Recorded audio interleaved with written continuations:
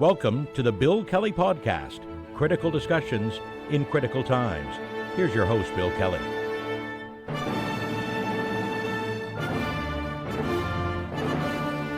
And welcome to another edition of the Bill Kelly Podcast, critical discussions in these critical times. I'm your host, Bill Kelly.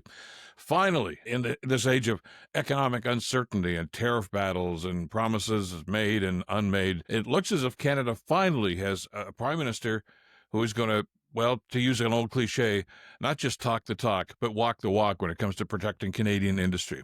And I'm referring to Prime Minister Mark Carney, of course, and the announcement he made earlier this week in Hamilton, Ontario, my hometown, about the steel industry, which is such a key element of Canada's economy and something that is surrounded by an awful lot of question marks these days simply because of what's going on with tariffs and trade deals or free trade deals that maybe are not so free anymore. But Carney addressed a lot of this stuff in his announcement. And I want to go over some of this stuff because many of you have contacted me over the last little while and said, is this really good for Canada? Is he really standing up, doing something for steel? And shouldn't, the agreement that we're supposed to be getting with the United States cover all this stuff? Yeah, but let's be realistic and pragmatic about this. And I think that's what the Prime Minister did with yesterday, because some of the things that have been ongoing concerns and problems for Canada's steel industry, dumping of steel, China's impact in the world markets, etc., is finally being discussed. Let's just drill down a little bit and get into some of that stuff. What the Prime Minister talked about yesterday is, first of all, let's talk about the China situation here, okay?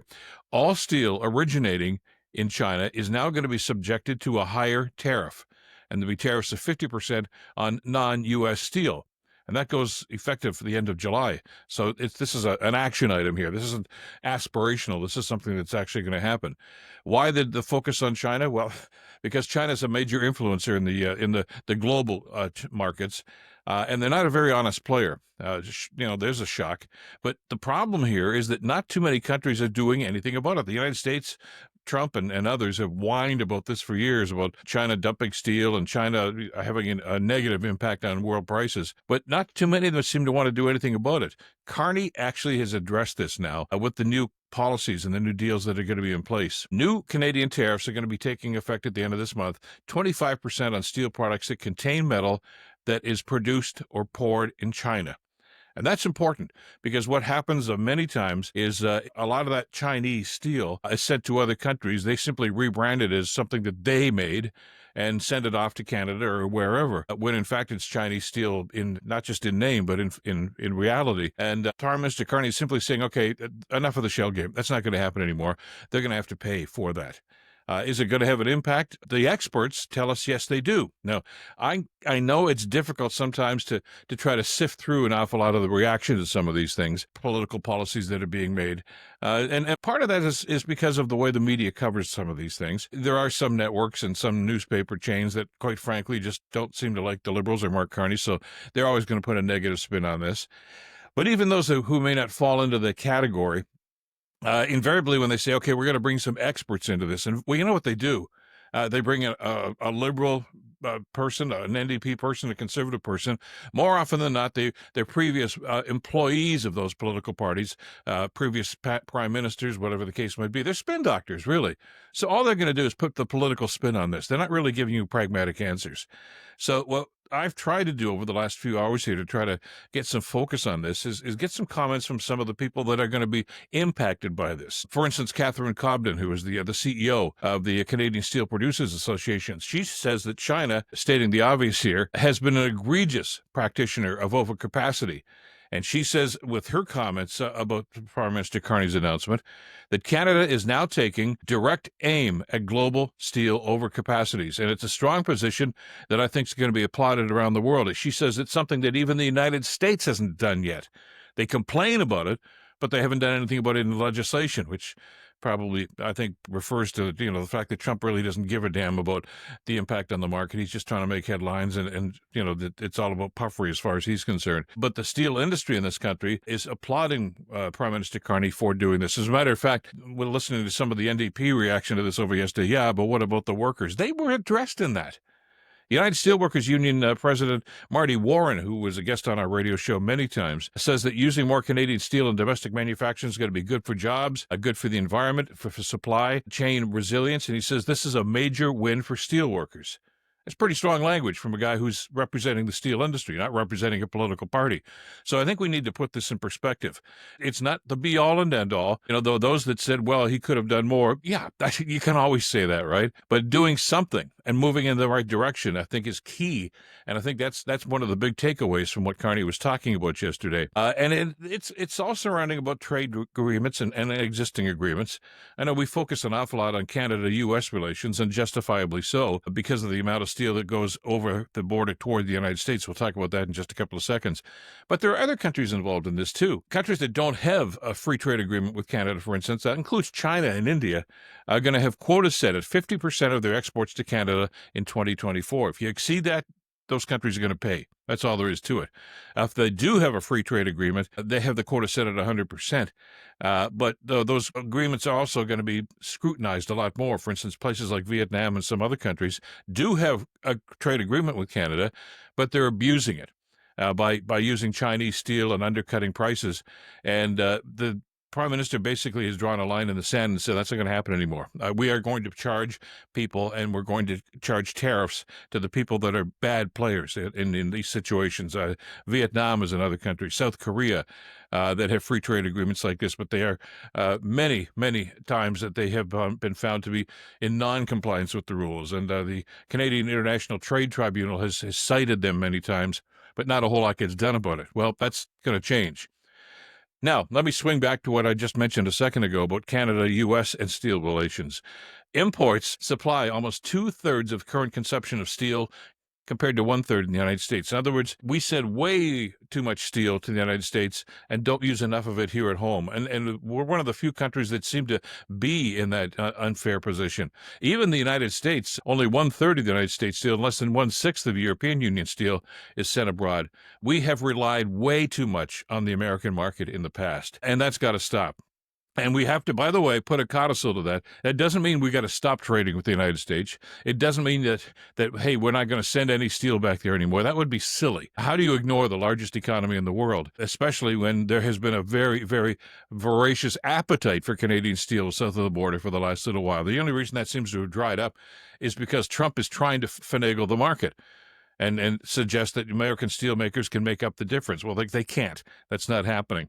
And a great example of that is the company that Prime Minister Carney was at yesterday in Hamilton to make these announcements. It's called the Walter Group, and they have been in business for quite some time. It's a great organization that I have a fair bit of knowledge at. Back when we were doing the radio shows in Hamilton, I did shows on location and talked to, Walter Kopplar, who was the big guy, of course, that runs Walter Group in Hamilton, and a number of other folks. They're an incredible steel company with great success ratios, and they're involved in retraining kids, students into the industry in different facets of the industry, and they've won awards for that. So this is a group that first of all has thrived in the steel industry, has thrived in the international steel industry, and is very much tied to the community and trying to grow the steel industry in their community too. So it's a win-win situation. Matter of fact, one of the last times I was there talking to Walt and the group, they presented me with a token, a gift that they had made, forged steel. I don't know if we can see this in the camera here. There's the Walter Group insignia on there. It's a beautiful knife. I'm not a hunter. I don't know, but I use it basically to break some of the ridiculous plastic coverings on stuff that you buy in the store these days. But anyway, it's great. I just keep it at the side of my desk here too, as a memento of great times and some interesting discussions with the folks at the Walter Group. So thanks, Walt, for once again, and thanks for your continuing effort with the steel industry. Now, back to where we're going and what this is going to do. It's not going to change things overnight. It's not going to all of a sudden flick a switch that everything's going to be fine in the steel industry. We still have a long way to go. We know that. But this is, I think, an action item. As I mentioned at the beginning of the podcast, this is a prime minister who's not just saying this is what we should do. This is what we are going to do. And we're going to do it real fast in just a couple of weeks. And we've got to get into the game. And this is something we've talked about, and I think the Prime Minister has reiterated time and time again in his discussions to deal with the steel industry. And this also falls into the umbrella of the aluminum industry and lumber and others like this, is that, first of all, we have to do things that are within our control. And we haven't done a very good job of that in the past, and we have to do better. And the easiest way, for instance, as far as the steel industry is concerned, the Prime Minister talked about this the other day, start using more steel here. for some of these big projects, some of these big builds that the Prime Minister and others want to get going in this country to try to get the economy going, we should be using Canadian steel. Yeah, I know that sounds like a no-brainer, right? But it doesn't always happen that way. Oftentimes, we'll look for other steel because it may be less expensive. We've got to start using the stuff that we produce here. And steel is a great example of where that can actually happen. If we're going to start building more bridges and building highways and build big things that are going to impact and help our economy thrive, we've got to use Canadian products, and Canadian steel has to be part of that. And the Prime Minister talked about programs that are going to be put in place to help that happen with more efficiency in the years ahead. And that's a good thing. That's the sort of thing that you're looking for to try to get this industry back on its feet. Now, it's, as I say, not going to happen overnight. So what are we doing in the short term? What's the government doing in the short term? Well, of course, the free trade agreements and enforcing tariffs and dealing with the idea of dumping steel, which is something that the Chinese have been doing for quite some time, has to be addressed right now. I know many of us have heard that term dumping. It's unfair practice right now. It includes companies who export products at a lower price than they actually charge domestically. That's called steel dumping. And the U.S. has accused China of it. We've accused China of it because China does it, but they're not the only ones. So now there are going to be tariffs put in place that are going to be enforced, and we hope that's going to curtail that sort of activity. Plus the fact that we have to understand who the bad players are and simply not deal with them or deal with them less than we have to these days. That's the whole thing with international trade, and I think some people lose sight of that, is you can't just turn out the lights and say, okay, we're not going to play ball with you anymore. Sometimes that's just not economically feasible. So at the same time, it's a matter of, hey, you got to know who you're dealing with. And go into each deal with your eyes wide open. And I don't know that we've done that as much in the past as we probably should have. And according to the Prime Minister, those days are over. There's going to be more scrutiny and more consequential actions by this government for people that don't play ball and don't play fairly. And that's a good thing. As to how this is going to roll out, well, we want to see some action on this. And I know the Prime Minister is going to be meeting in his meeting right now with Aboriginal groups to talk about Bill 5. C5, that is, and about some of these action items. And there's some concerns about the legality of this and are they going to be involved in the process. But I mentioned the day that bill passed, because we heard about some of the concerns about First Nations. This is not bulldozing over things and simply saying the government has the right to do this and we're just not going to consult. As the Prime Minister reminded us just the other day, that bill simply says this is what we're going to do. Now, exactly what projects are going to be involved, where those are, and what's going to be built and how it's going to be built, that's to be determined. And as the Prime Minister reiterated, the Aboriginal groups and others, the key players, the participants, the partners, are all going to be at the table when that discussion happens and they decide where they're going to go and what they're going to build. So, and that's to suggest that they're being shut out, I think is a little premature at best, and we have to see how this rolls out over the next little while. But it does, I think, send some encouraging notes here that we've got a government now that's moving forward on this. And yes, in the short term, there's going to be some collateral damage. They're not producing as much steel right now because of the circumstances that are going on south of the border. There have been some layoffs. They've announced that the government has announced, that was part of Carney's announcement the other day, a lot more money for retraining, employment insurance benefits, and also don't forget, because I think this is a key part of this as well, that those tariffs that we are enforcing with not just the United States companies, but with other companies, that money raised in tariffs goes back to help and support workers in those industries. The Prime Minister has been clear about that from day one, and that's an important part of this. That as the Prime Minister says, hey, we got your back. Well, every politician will tell you that. Okay, well, back it up. Show me what you're doing. Well, this is one of those action items.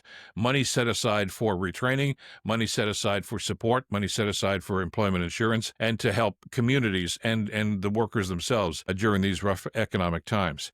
So is it perfect? Of course not. Never is. You're not going to find anything like that. Are there going to be things that need to be critiqued about this? Absolutely.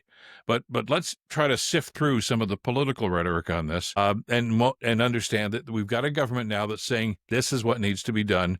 Here's the plan. I can understand why there's some trepidation here because we haven't had governments that have been that proactive for a long, long time in this country, which is one of the reasons that we find ourselves playing defense right now because we just, I think, naively moved down the road, with U.S. deals and U.S. cooperation and other deals in other parts of the globe, thinking everything's going to be fine. Well, you got to protect yourself, and you've got to make sure that, as I say, you go into these deals knowing that there's going to be some concerns, and you have to play a kind of a protectionist situation here.